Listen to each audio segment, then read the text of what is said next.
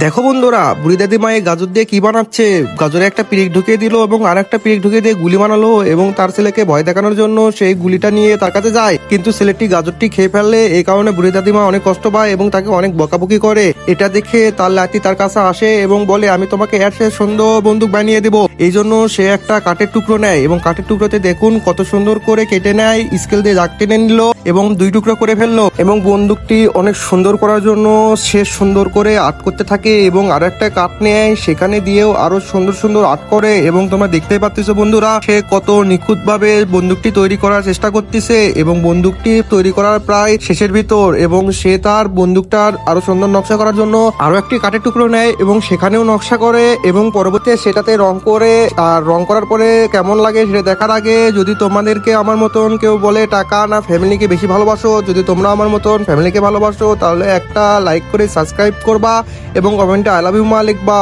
আর দেখো বন্ধুরা কত সুন্দর একটা গুলি বেনে দাদিমাকে গিফট করে, দাদিমা তো অনেক খুশি হয়ে গেছে।